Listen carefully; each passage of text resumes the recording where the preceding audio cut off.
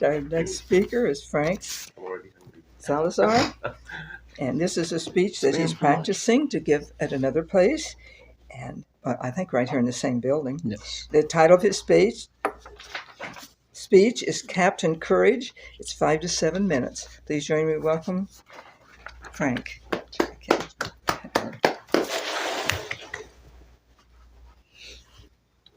Imagine this scenario. There's a team of scientists and they're working on a suit, a mech suit. The wearer of that suit gains abilities that they didn't have. You can have super strength, you can have extreme power. What if that suit found its place somewhere else? What if you found that suit and what would you use it for? Would you use it to be a hero, to help others? Would you use it to be a villain, to finally, I'm gonna terrorize the world because I've always wanted to, but I didn't have a suit, and there's a suit right here? Or will you use it for fame and fortune? That's one of the things that you can do with comics, with zines.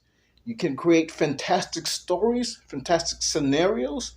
You can tell your life story, you can tell a superhero story. And I have a suit as well. My name is Frank Salazar, and I'm a comic creator. I make zines. Now, what is a zine? A zine is a self-published book. It can be this small, it can be pocket size. It can be half the size of a magazine. It can be whatever you want it to be. It's something you make yourself. Now, I created many stories. This is a story of a short little story of Captain Courage. If I had a suit, this would be my suit. And I designed what the character would look like. And I have just a basic map, front, back, sideways, what it would look. And I got some other designs here. All these I use for my zine. This is one of my many zines. When I was younger, I used to create stories. I would take real life scenarios and I would just create a story about it. When I was 8 years old, I was hit by a car. And one of the things that I would do to just make me feel just a little bit better about myself, because I got a whole lot of attention for the wrong reasons back then. So in my mind, I made up a little story. Well, you know what? That car, when that accident, that actually I got superpowers. I was chosen. I wasn't in the right place at the wrong time, but great things happened because from there I was able to you have super strength. So if I had a suit, it would be the Captain Courage suit, which I designed. It would have the chest plate to protect me from you know hits and cars, a helmet to protect my head, and goggles, which I could kind of hide my identity. And just in my mind, this will be special tech goggles. So that's stuff that I designed in my story. I didn't always do zines. I kind of wish I had learned more about them when I was younger, because I think it would have been great to be doing them at a young age. And that's something that I try to teach people now. You can start anytime. You don't have to wait till you're older.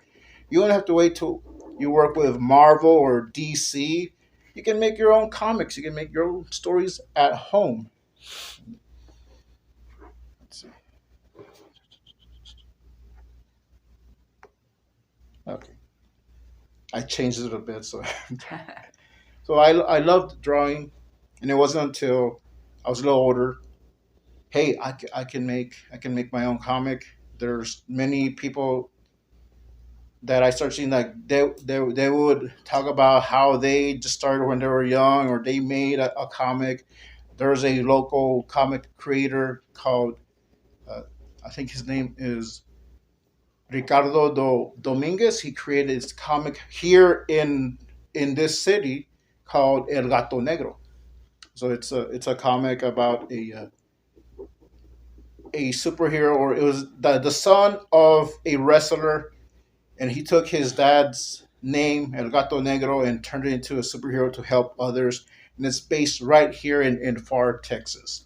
So when I was in high school, that's when I first saw that. It was in the news. Like, oh, that's cool. I didn't know you could make your own comic. No, he did something big. He started like printing out copies. But you can just take a sheet of paper, divide your panels, tell a little story. You can make your own copies at the library or at wherever they make copies, and just distribute them, hand them out. So that's one of the many things that you can do with zines. Thank you for your time. My evaluation of Frank, Captain Courage. I loved your topic. I thought you had good eye contact. I thought you had very good hand gestures. I loved when you undid your button and you're like, here's my shirt. Yeah. I thought that was really cool. It was funny. It was a very captivating introduction. And a zine producer, I actually didn't know. It was very informative to me to know that you can make your own comics and they can be little and you can mass produce yourself and you can hand them out and you can grow a following, I'm sure. And I loved the creativity involved with zine production. I especially liked the story of going back to your childhood and the car accident and how that kind of started you on the storytelling route. I thought it was fantastic to be able, like Lisa said, to understand where your passion and joy and creativity, what was the seed that brought that to life. The only negatives that I could find, I think you said and let's see and so, but they were so hidden. Your speech was so captivating that I really had to pay attention. And I think I probably missed others because I didn't really care so much about those words. I was more interested in what you were saying and how you were saying it, which was very good. And I think that concludes my evaluation. All right. Fellow Toastmasters, yes, and Captain Courage. I loved how you opened your speech with that. You really got my attention. I was writing something down and I heard that, like, whoa, what am I gonna miss? You really caught you caught my attention. I think if you're gonna have kids in there, I'm thinking you have a lot of young people there, you'll get your attention with that, and that was great. You started it off great. Then you really captivated me even more during the progression of your speech when you pulled your shirt apart and you showed us the vest with the shield. I'm like, wow, that's pretty cool. He's ready for this. He's passionate. So you did get my interest there. You have really good use of hands. You have an audible voice. I don't think anyone had trouble hearing you. Even if it was a large room, I don't think they would. Some things I think you could work on is your eye contact. You were mostly looking at people in this area. I didn't see you look to your left or to your right. So I would do that. While you're telling some of your stories, you want to make eye contact with some of your audience. Just don't stare at them too long, because then that gets kind of creepy. But really work a little bit on your eye contact. Something else that I noticed was your stance up here. I'm not sure if you'll be on a flat floor or on some type of podium or up on stage, and this was told to me from a Bert Ogden general manager one time. He was a Toastmaster. He said that something they're taught is to look at the person they're speaking with, and if they have 1 foot in front of their body, it kind of tells them like, okay, this guy's ready to split. I'm not gonna waste my time talking to this person. And they change their spiel. I guess how they're trying to get the person to make the purchase. And what you want to do, you want to have your left leg and right leg right beside each other. Kind of have that stance, like you're just there ready to go. But just don't put one. If you're left-handed, you probably have your left foot out in front of you. But you want to have that presence up on stage where you're giving your speech and not tell your audience, well, you know what, I'm ready to jet. I'm not comfortable. But you don't want to do that. Okay. Your uhs and ums, you didn't have many.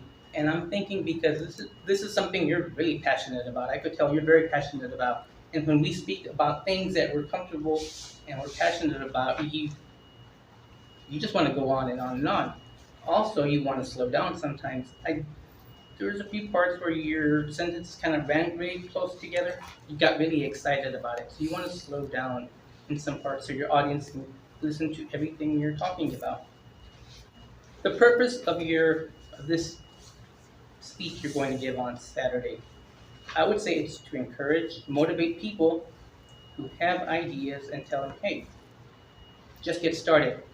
You know you want to do something, you don't know how to do it, and you kind of show them, these are a few things that I did, and they might work for you. Comic signs, I had no idea what that was at all. I don't know if anyone in here did, and I was hoping that maybe you would explain it, and you did. And you even brought in had a little example. That was great. The best thing I liked about your speech is that many speakers don't do this.